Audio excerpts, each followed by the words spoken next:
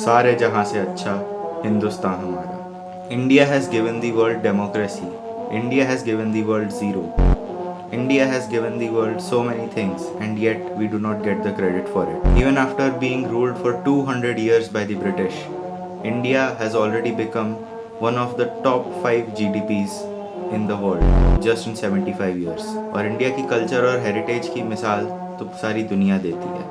Even after being one of the most populated countries in the world, it is still functioning normally and arguably as good as other countries. अगर India ऐसी ही रास्ते पे चलता रहा, if India stays on this track, we'll overtake the US by the year 2025.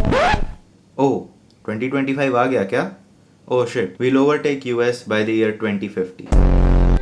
What a load of crap. तुमको ऐसे ही सपने दिखाए जाते हैं, तुमको ऐसे ही कोप सुनाए जाते हैं और तुमको अच्छी अच्छी चीज़ इंडिया के बारे में सुना के कंप्लेसेंट बना दिया जाता है. You are born in hard mode. Wake up to reality.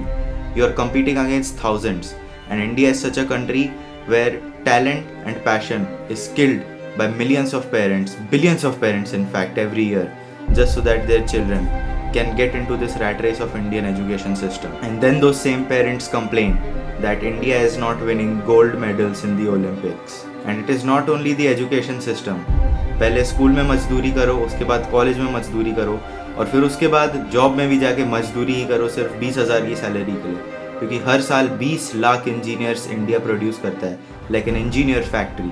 और अपनी खून पसीने की मेहनत जब तुम अपनी प्यारी सी गवर्नमेंट को देते हो as tax in form of tax, तो गवर्नमेंट क्या देती है? साफ पानी नहीं, साफ हवा नहीं.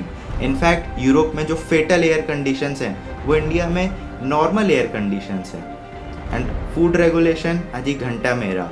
फेक पनीर बिक रहा है इंडिया में, डालडा, पामोलिन ऑयल, स्टार्च, ना जाने क्या क्या बिक रहा है, क्या क्या चीज़ों की नदी बही जा रही है इंडिया में. हार्ट डिजीज़ कैपिटल बन गया इंडिया. और इंडियंस को क्या करना आता है सबसे बढ़िया तरीके से? कोप.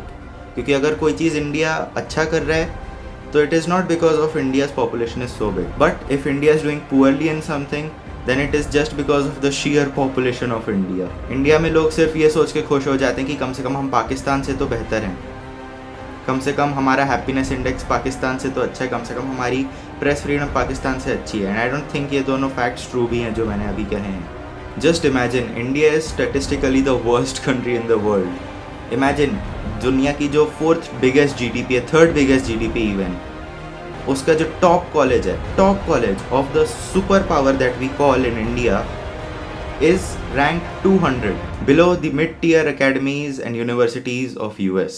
Just imagine. And we think that we can overtake the US. Indians complain about poverty. Even the politicians complain about the poverty. But still they cannot help themselves when they stuff the money that Indian taxpayers are giving the government into their pockets. And what do they do with the extra money? They give it to the poor people who are not even paying taxes. And then they complain about population overload. You are paying Scandinavian taxes for Africa-like infrastructure. And you know what the government is doing with your money? Giving it to the politicians, and whatever that's left is used to show you news.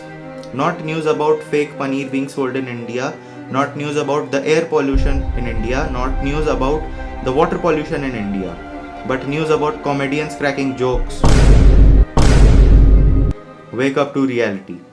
Spread the word.